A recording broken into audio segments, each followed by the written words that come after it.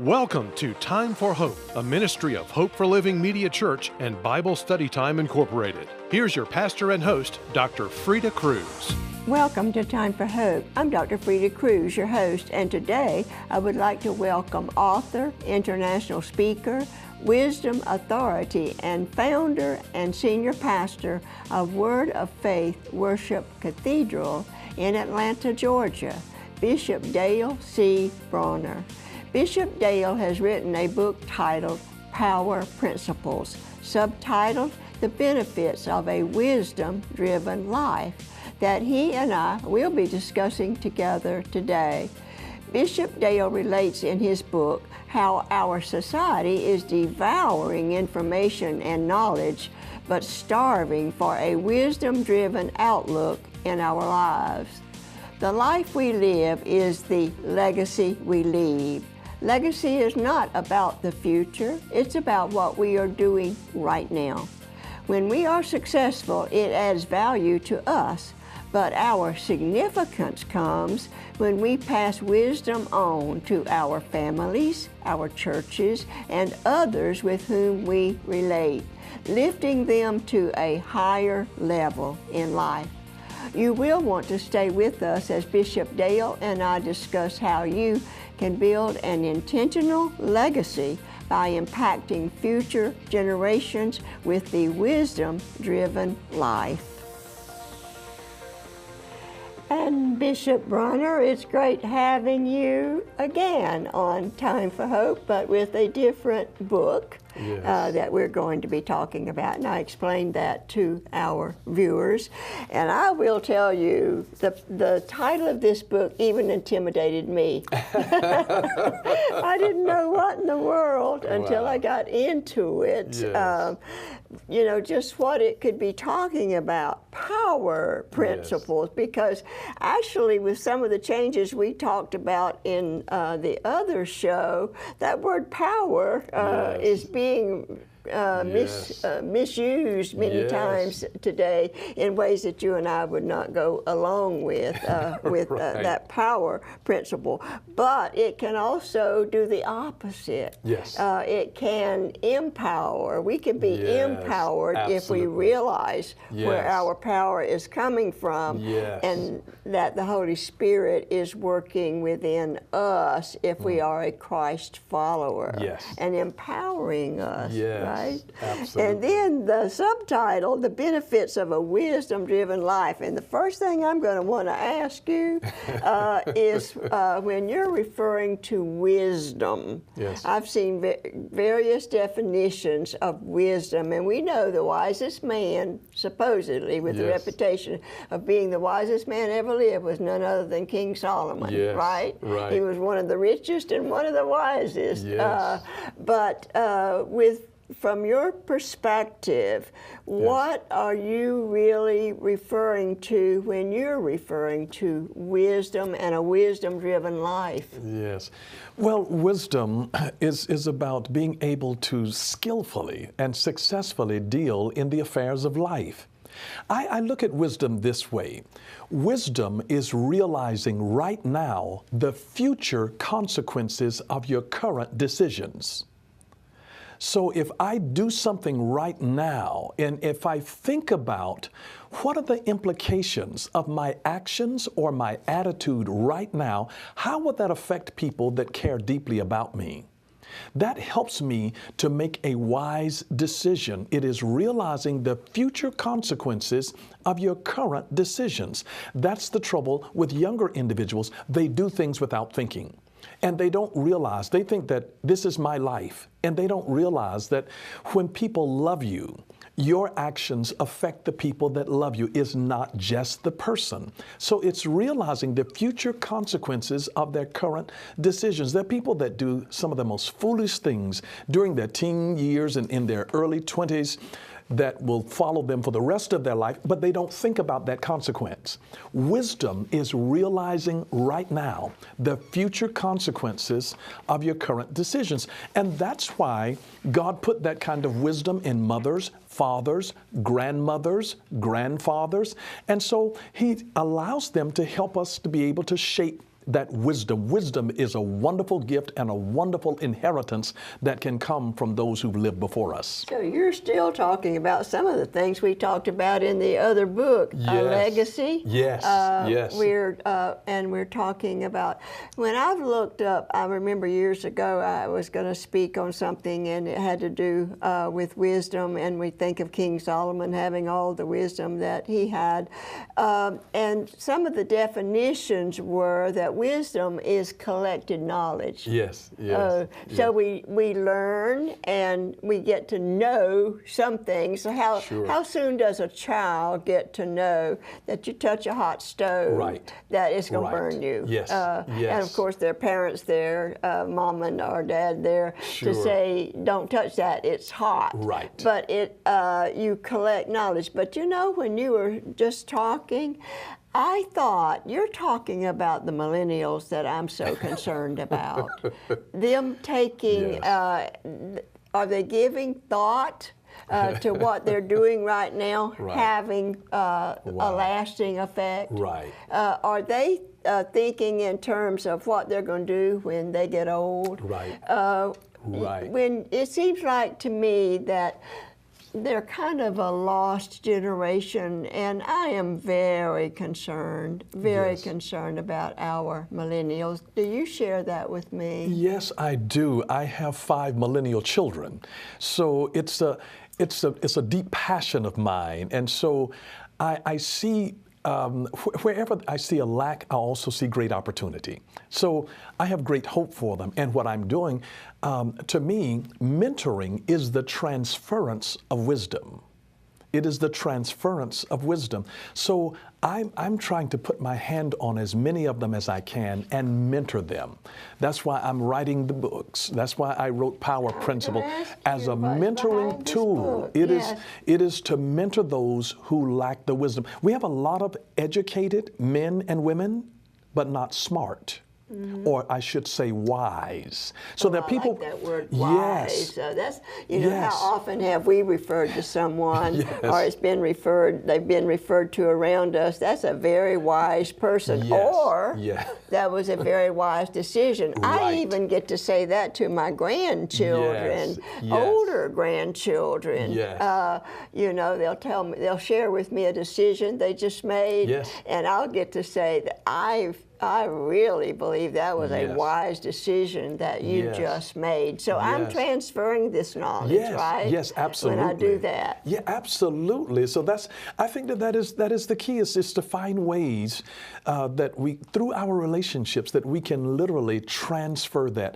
You know, I started many years ago writing what I consider to be my life lessons journal, so that the things that I learned through my own failures, that I can give that as a gift.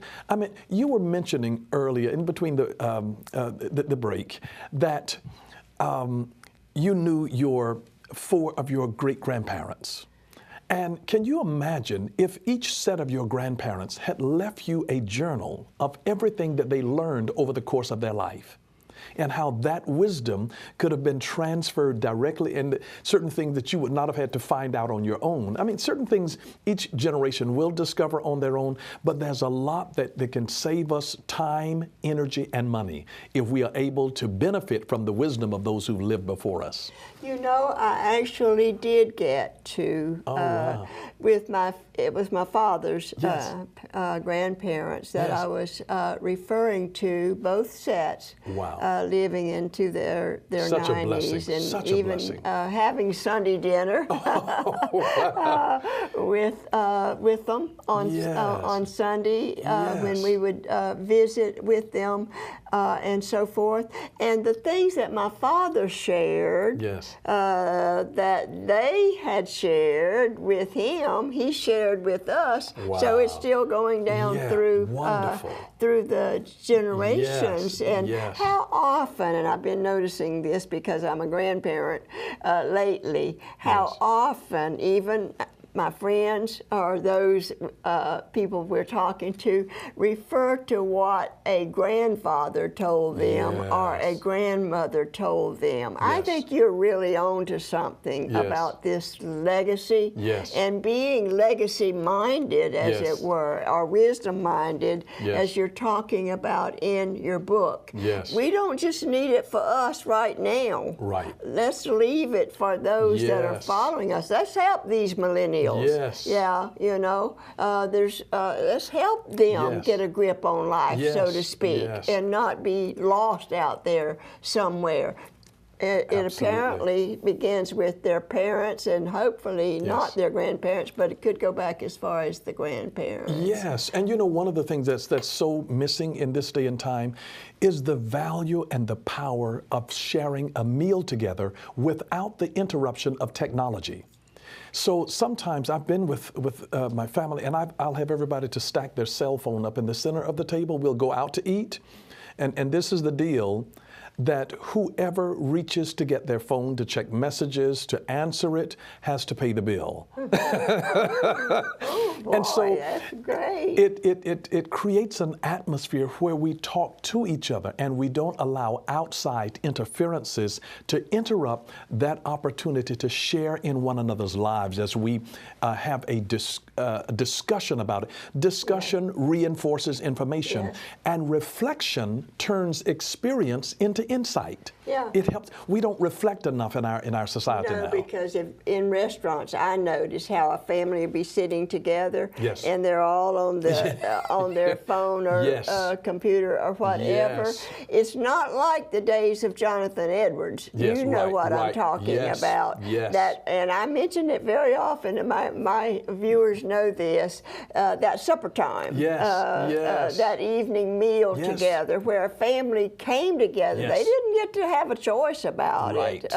Came together, and then of course Jonathan Edwards taking up and teaching them even from the Bible before it was over, or having prayer together, and that kind of thing. He left, if you study his family, he left a legacy that America is still reaping today. So true. Still reaping today, and that's a godly legacy. A godly lesson and a godly life lived by him and his wife Sarah. They're telling me it's time for a break, believe it or not, and we'll be right back.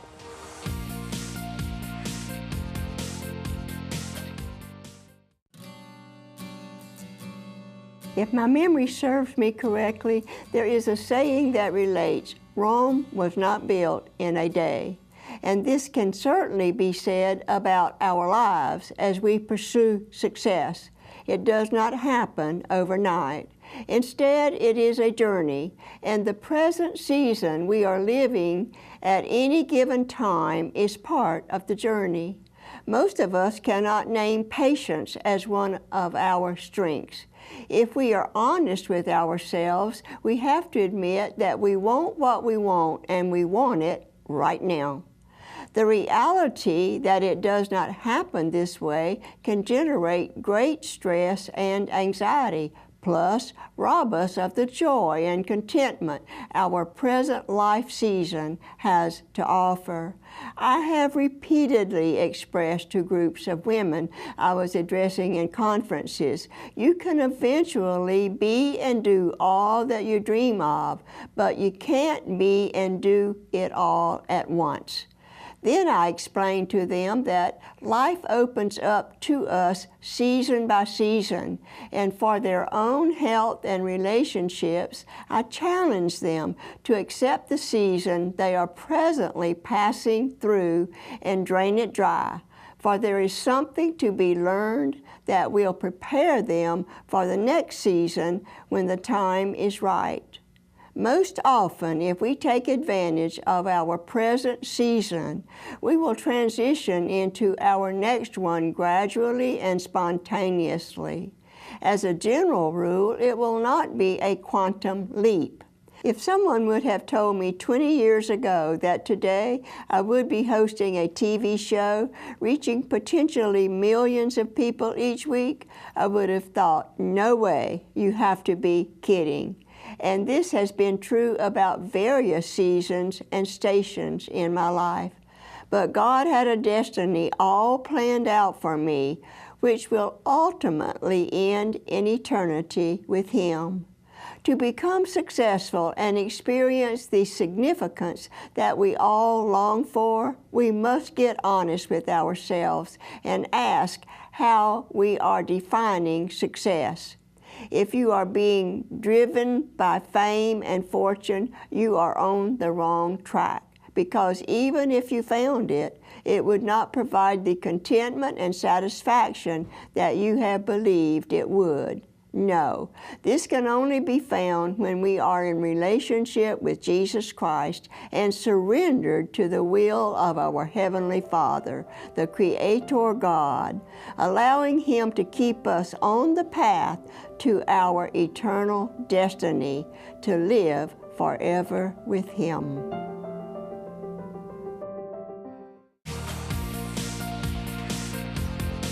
Thanks for staying with us on Time for Hope. I'm being joined by Bishop Dale Bronner, and we're talking about his book, Power Principles, and it's subtitled The Benefits of a Wisdom-Driven Life. And he has already, I've asked him to, and he's already explained what he means by a wisdom-driven life. And of course, when we think of wisdom, we usually think of not ourselves.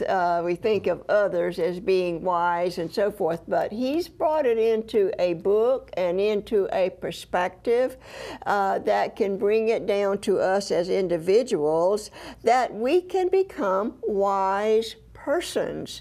And actually, that is part of our purpose in life, that we gain the wisdom that we can gain, and it can be collected knowledge, and from the things we learn, and we can become wise persons. We can become wise parents, we can become wise grandparents, even great-grandparents that we just referred to. But we can be wise, persons can be wise politicians and have wisdom it's where God has gifted you. Yes. God gifts in many, many ways. And when we are gifted, I find myself referring to being called by God to the mission that He has given me, and politicians, political leaders can feel that way. Church leaders can know that is their purpose, and so on and so forth. And that's where in becoming wise, we become powerful. We can become powerful people in other people's lives. So he's written this book, Power Principles, which I encourage you to make sure that you take what we are doing, discussing it between the two of us, but it's just a taste of what you will find in this book. So I encourage you to make sure you make a note right now to order Bishop Bronner's book on Power Principle, and find more and more and more in this book how you can become a wise person and feel a purpose in other people's lives. So you think it was well said? Oh, absolutely, absolutely. All right, so we're talking about purpose, and I keep bringing that up. I don't want my viewers ever to forget that God didn't just create us or let us be born just to flounder around and do what we want to do and not make an impact in His world that He has created. Right. We have a purpose, but we have a responsibility to search for it, find it, and be directed by God, the Holy Spirit, in using that purpose in His world. Oh, absolutely. You know, I think that it even began, I mean, I think about the day of Pentecost, where, you know, the disciples were encouraged to go and to tarry in Jerusalem until they be endued with power. This was a power to do something. And we do need power to do that, but we need wisdom and integrity with power so that it does not corrupt. And absolute power corrupts absolutely. But there is a wonderful, wonderful power that we realize that we get through wisdom. It helps every area of our life. I find people don't have a relationship problem. They have a problem with wisdom in their relationship. They say things that they shouldn't say. They do things that they shouldn't do. It's a wisdom problem in the relationship. People don't have money problems. They have a problem using wisdom with the finances that they actually already have. They're spending more than they earn. They're extending themselves in credit debt. And that's not wise. When you go into debt, you're borrowing from your future to enhance your presence. When you invest, you're borrowing from your present to enhance your future. It is wisdom with finances that helps us. There's a wisdom with health. I met a man in the gym, and he was an elderly gentleman, and he told me, he said, had I known that I was going to live this long, I would have taken better care of myself. But he needed wisdom in just his exercise routine and what he ate, because he kept eating in his 80s the way that he had been eating as a teenager. and it was upsetting his stomach, and his body could not handle it. And as we age, we need greater wisdom in how we handle our diet and our exercise routine. So many of the problems of life could easily be solved with the right wisdom input that empowers us for purpose. Everything that God does, He does with purpose, on purpose, and for purpose. So God has a plan in all that He has done in us. And to me, the greatest value of the past is as a teacher. It's our teacher. So we learn from those experiences. And that's what wisdom is about. It's not just the collection of the knowledge, but understanding how is it that where I've been and what I have gone through shapes my philosophy, my understanding of who I am and what I'm called to do now. All that I've been through helps to prepare me for where I am going. That's the benefit of wisdom. We're all on a journey in life. Yes. We're on a journey in life, and you're talking about how it can be a wise journey that we have made at the end of our journey. Yes. Of course, included in that, and we're going to get this out, is not just earthly wisdom. Right. Yes. It is not just what everybody else knows. Right. There must be that spiritual wisdom that comes from a vital relationship with the Creator God. Yes. He's the only God, the Creator God. Yes. And we find that by getting into His Word, getting into prayer, relying on the Holy Spirit to teach us, and so forth. So and sometimes we could use the word insight. So I pray often for insight into a situation. Sure. That's the same as asking for wisdom into a situation, isn't it? Absolutely. I don't mind admitting to the Lord that I don't know what to do here. I don't know what to do. I don't know what. And I ask Him for the paths I need to follow. And the Scriptures refer to the old paths and so forth. And we've talked about that on another show, and we agree with that yet today. That wisdom involves the old paths, the old good paths. Yes, right. If we've made wrong decisions and taken wrong paths, we can be wise to learn from those wrong decisions, can't we? Absolutely. And those are the people that become passionate about helping others. To me, there's a saying that says this, that the broken become masters at mending. They find other broken people, and then they help to mend their lives and to make them better than they ever have been in the past. In looking at some of the things you're bringing out in your book, I find that you're saying that wisdom gives life balance. Yes. Yes. And you could go right down the line of some of the things that you have mentioned, but that it helps us leave a legacy. Yes. You've got that in both of the books that we have covered with you for the last 2 weeks, and I want you to know. I want to ask one more question. Do you share all of this, and have you shared all of this with your congregation of over 20,000 members in Atlanta, Georgia? I've shared part of it, but I've left the best parts in the book. That's why I wrote the book. And I think that's what I've said to our viewers, isn't it? That we've given you a taste, and so you can get the rest of the story, as used to be said, by getting a copy of the book. It's been wonderful having you and having you share your wisdom with us. It's been my pleasure. For 2 weeks out of 2 books, and we ask the Lord to bless you in your powerful ministry as you go forward, and just know that we appreciate you and the ministry and the purpose and destiny that He has given you. And then I have something to share from a viewer. Actually, I'm going to be sharing from a couple of viewers. This one says, "Dear Dr. Freda, please pray for me. My family is continually asking for money to be spent unwisely on things they don't need." That sounds like a lot of people, and especially young people these days. "I get very frustrated. Pray that God will give me the wisdom and patience to deal with this situation." And I would say that is a very wise prayer and a very needed prayer for many of us, especially that are parents and grandparents. And then I have a note of encouragement.